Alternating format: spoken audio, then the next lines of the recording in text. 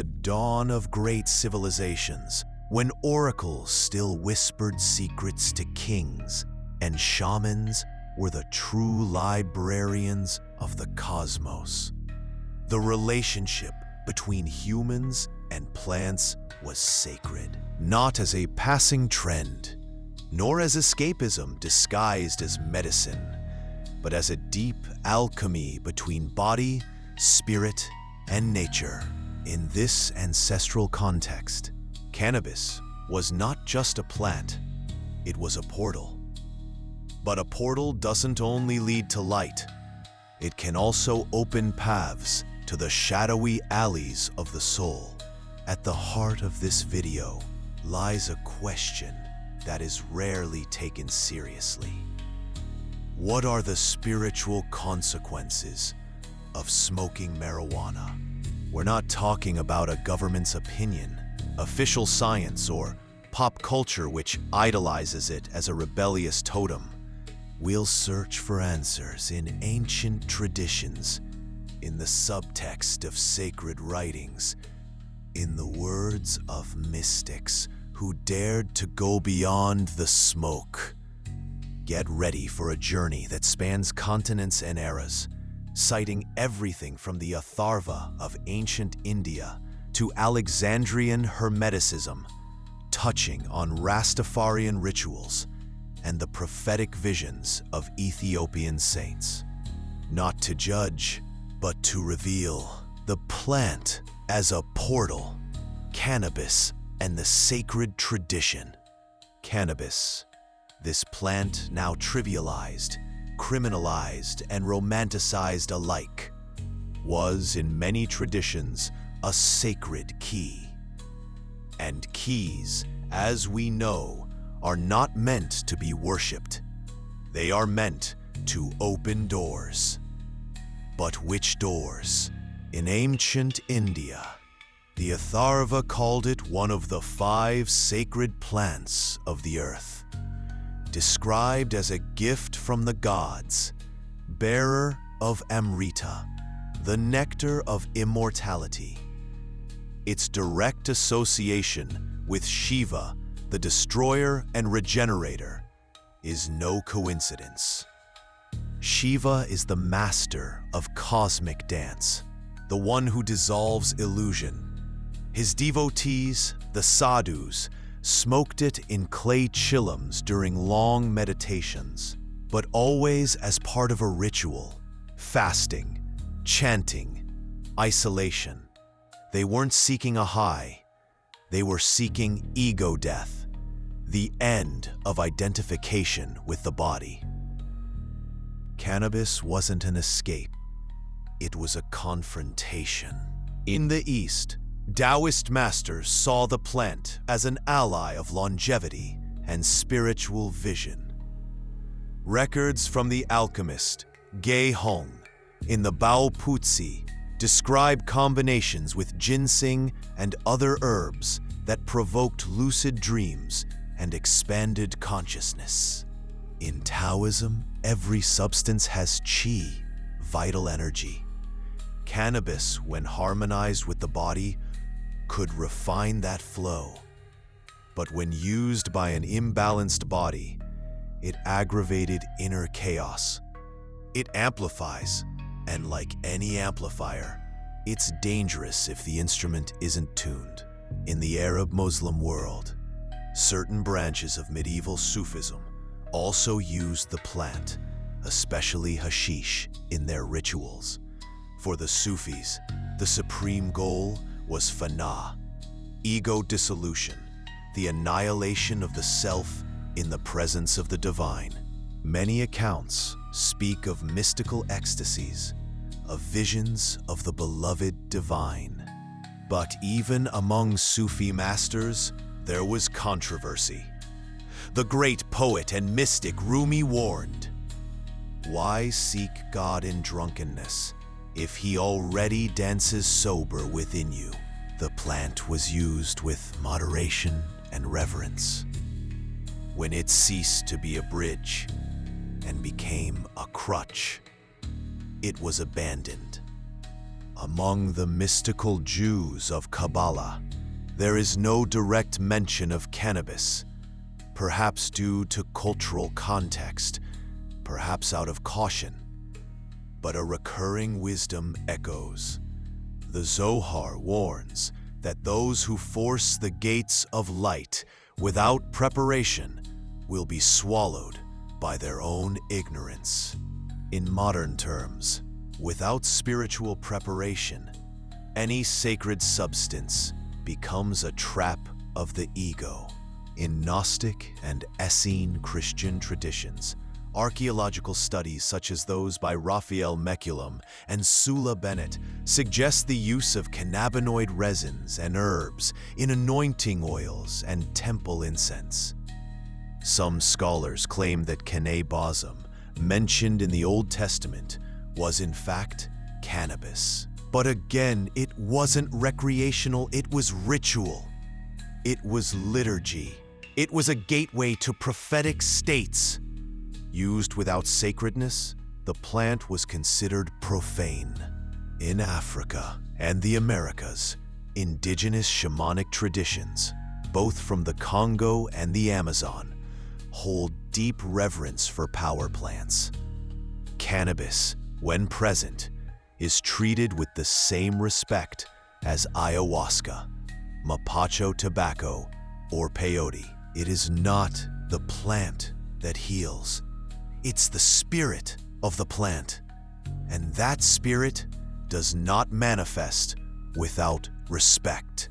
In Candomblé, Umbanda, and Afro-American syncretic religions, even though cannabis is not a central element, the concept of oxé, vital, impersonal spiritual energy, also applies. Every plant has an oxé, a vibration, a purpose. Using a plant without knowing its oxé is like playing a sacred drum without knowing the orixa it invokes. Even among the Rastafari, where cannabis is called ganja and considered the herb of wisdom, its use is surrounded by liturgy. It is smoked during reasoning sessions, spiritual reflection gatherings, singing, praying, meditating. The herb is a sacrament, not a pastime. In all these traditions, the common thread is the same. Cannabis is potential, and potential is neutral. It can be a ladder or a fall, a tool or a crutch, a portal or a prison. What defines it is not the plant, it's the user, the consciousness, the intention, the preparation. Because, as the Corpus Hermeticum teaches, spirit does not yield to those who knock on the door drunk on themselves, and those who seek truth through shortcuts may discover that the shortcut was a vicious circle. In the end, the real question may not be, is cannabis sacred? But, are you sacred enough to use it? Every plant that opens portals also opens mirrors. And mirrors, contrary to what we like to believe, do not always show beauty. Sometimes they reveal what we've avoided seeing for lifetimes. Cannabis, like many entheogenic substances, has the strange gift of dissolving masks. But not every soul is ready to see its own face stripped of illusion. And this is where the plant's true spiritual effect begins. Not in the immediate elevation, but in the inevitable confrontation. Carl Jung, the father of analytical psychology, coined the term shadow to describe the sum of the repressed aspects of our being. Not evil itself, but everything the ego refuses to acknowledge. Fears, traumas, forbidden desires, ancestral pain. In his writings, Jung stated that to confront the shadow is the first step toward wholeness. And is it not curious that many people, upon smoking marijuana, experience anxiety, paranoia, or a sense of internal exposure? The plant doesn't generate that. It simply peels back the varnish of the persona. And what emerges is what has always been there. For occult traditions, this is no surprise. In Psychic Self-Defense, Dion Fortune describes how altered states of consciousness, triggered by rituals, drugs, or trauma, weaken the etheric field, making the individual vulnerable to external forces. She warns, when consciousness falters, entities from lower regions may draw near, feeding off the emotional breaches exposed. This is not superstition, it's subtle psychodynamics. When the conscious mind recedes, whether through sleep, meditation, or cannabis, the unconscious takes over. And if that unconscious is filled with unhealed wounds, they will speak. What we call a bad trip is more often than not the spirit trying to clean house. The Raja Yoga tradition, especially in Patanjali's Yoga Sutras, recognizes this clearly. He mentions that paranormal powers, siddhis, may arise spontaneously through the use of herbs, but he warns these powers are illusory if not accompanied by discernment and ethics. More than that, he says siddhis can become obstacles to samadhi, true enlightenment, because they feed the spiritual ego, a trap even harder to detect than the ordinary ego. Osho, in his talks on drugs and spirituality, said substances open doors that only silence should open. They are shortcuts, yes, but unstable shortcuts. And often, those who walk through these doors without a map or guide come back through the same door, only now unsure of where they are. On an energetic level, cannabis acts directly on the subtle body. Many practitioners of Reiki, Kundalini Yoga, and ceremonial magic report a heightened sensitivity of the auric field after its use. This can be positive if the person is grounded, but when they are not, they become a lighthouse without a captain, emitting light that attracts not only moths, but also energetic predators. Some Amazonian shamans say, every plant that opens is a plant that tests. And the test is not mystical, it is moral. What will you do with what you see? Will you run, analyze it, act? Many chronic users report a constant feeling of stagnation.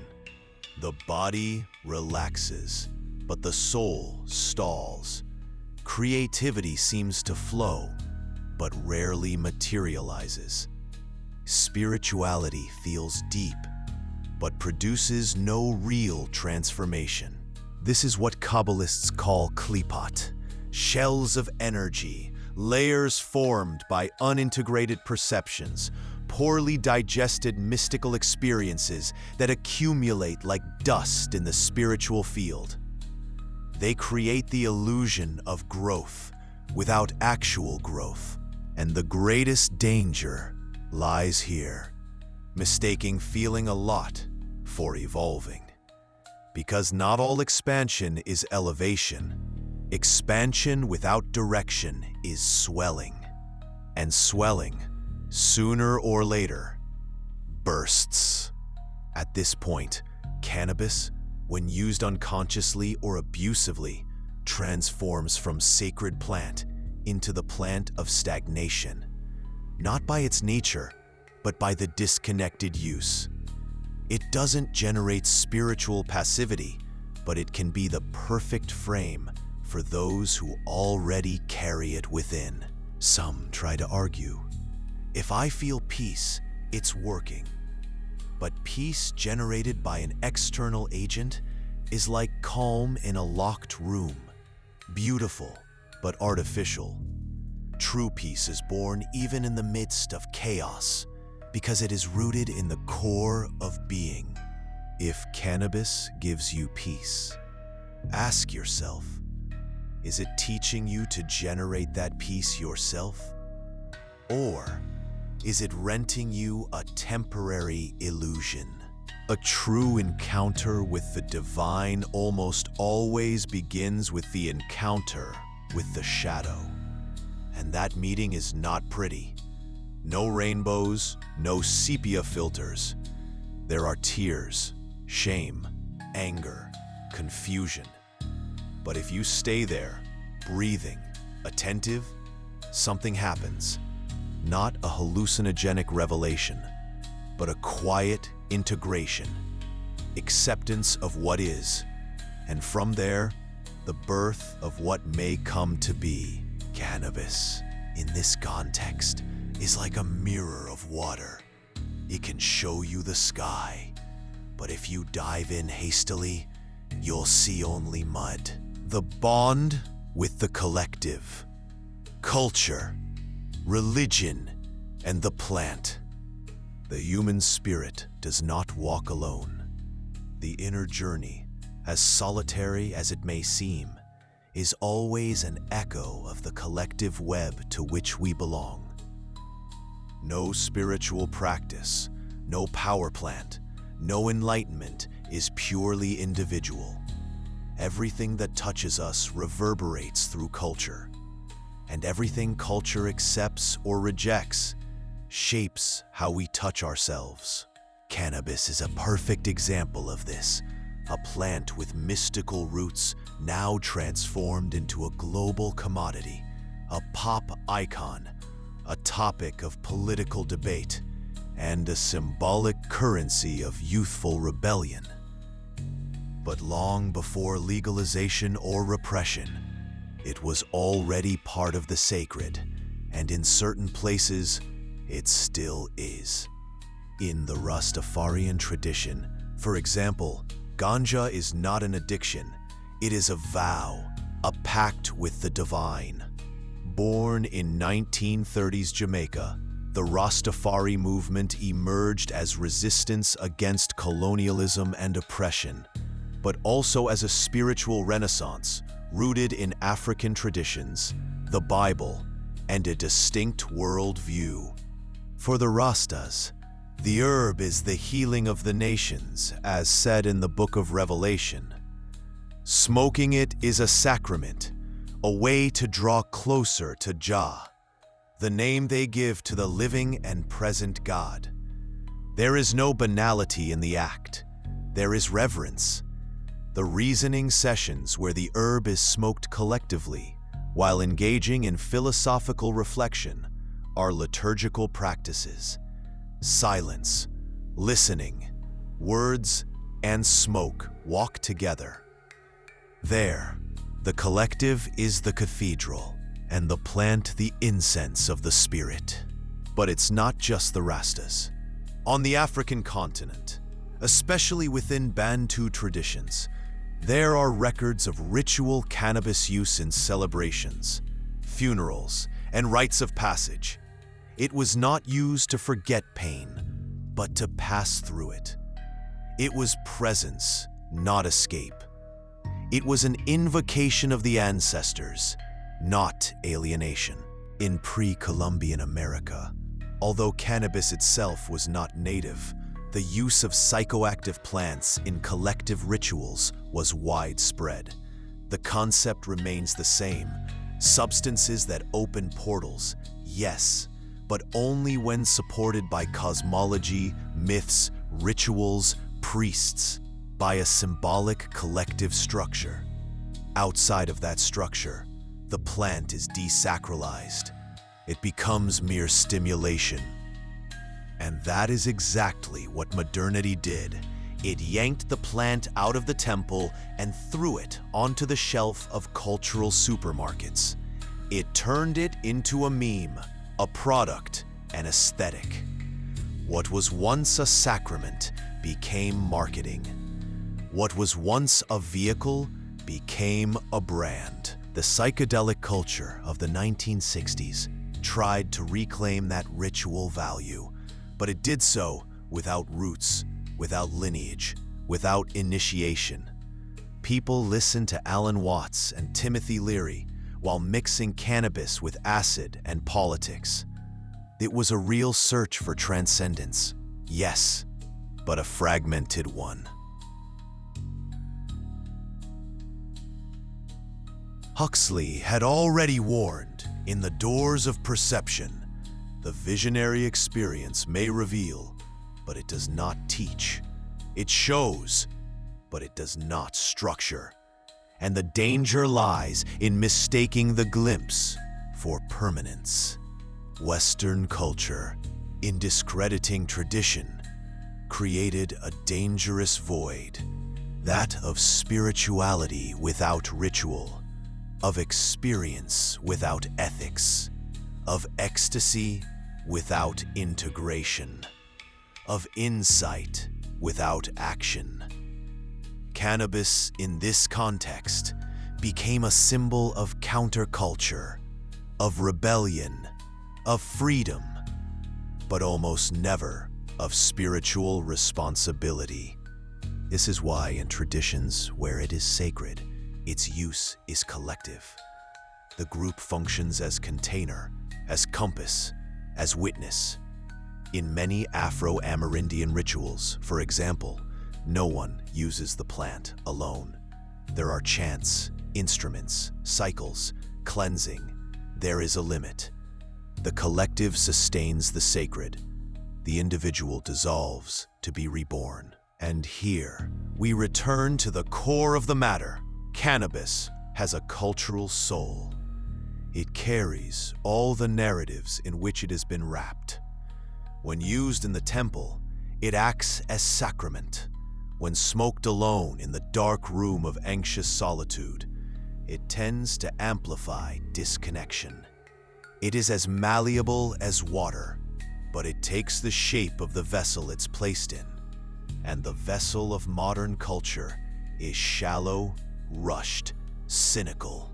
The herb that once invoked gods is now the theme of Netflix series.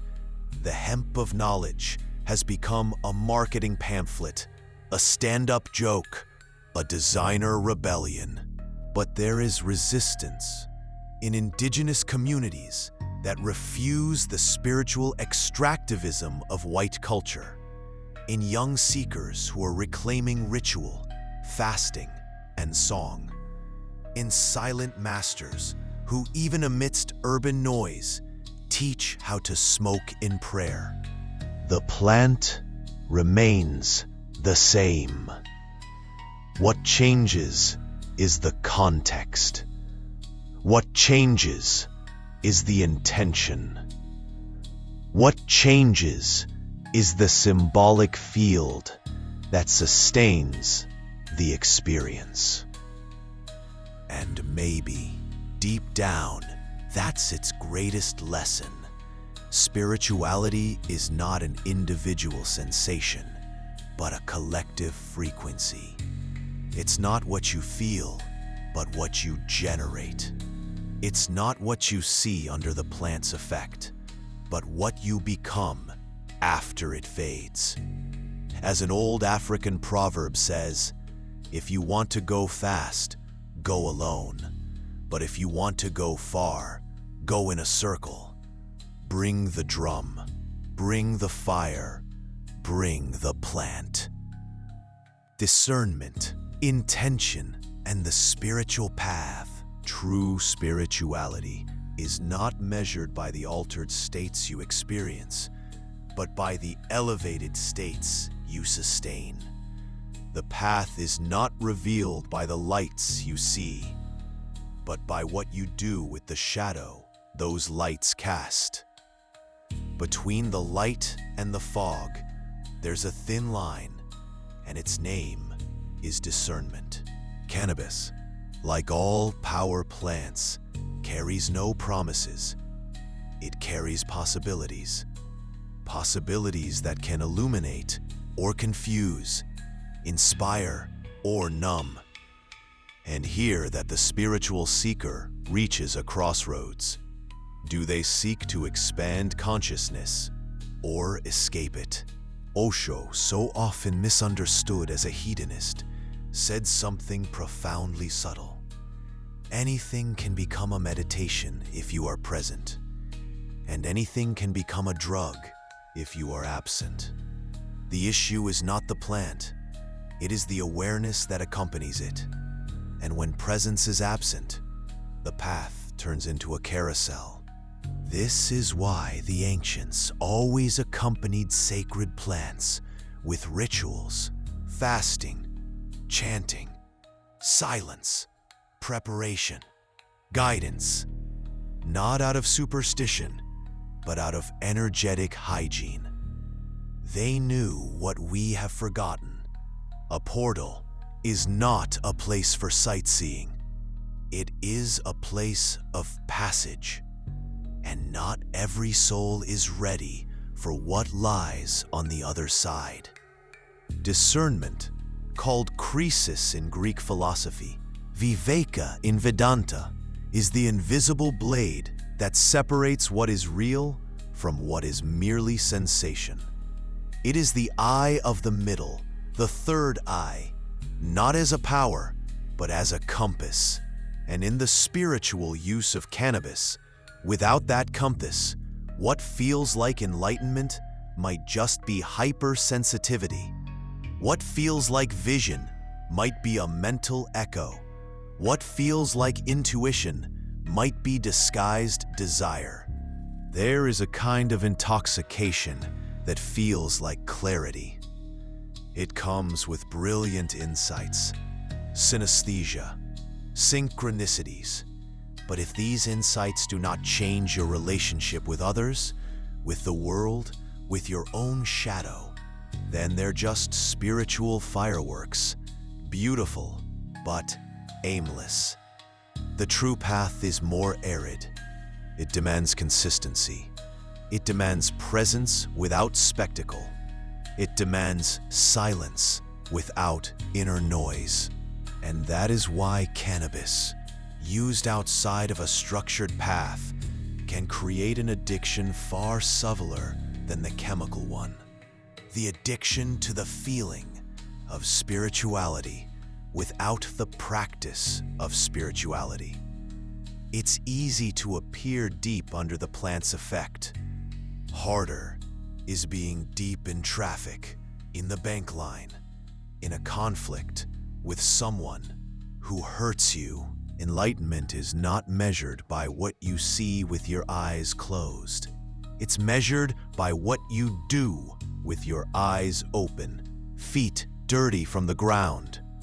And when there is no discernment, what cannabis does is create a fogged mirror where the ego sees itself as awakened, when in fact, it merely took a nap in the lap of sensations. A kind of vegetative peace that paralyzes more than it pacifies. In traditional occultism, there is a principle known as the false light of Hod, a sensation of mental clarity that is actually just the mind intoxicated with unintegrated images, surface brilliance without roots. Cannabis, when used without wisdom, can feed precisely that illusion, the illusion of progress, while actually going in increasingly colorful circles. That's why the plant should only be used, spiritually speaking, when the inner soil is clean, when there is a clear intention, when there is real silence before the puff, and even deeper silence afterward, when there is guidance, tradition, method, humility, and above all, When one is ready for the answer, it will give. Because as the Sufi master Hafiz once said, God is like a mirror that does not laugh at your grimaces. It simply shows them clearly. Is cannabis a plant with spiritual potential? Yes, but all potential demands context, discipline, intention, and understanding. When stripped of its ritual function and turned into a cultural product, it runs the risk of becoming just another form of distraction. True spiritual seeking is a subtle art. It is not about escape, but about staying. It is not about seeing lights, but becoming light. What are you seeking when you light that joint? Is it peace? Space? Silence? If you cannot find those things within yourself, perhaps the plant is merely lending you a mirror, and mirrors only show the reflection. If this video stirred something in you, share it with someone who is also seeking more than just smoke. Someone seeking clarity, truth, and depth. Thank you for watching.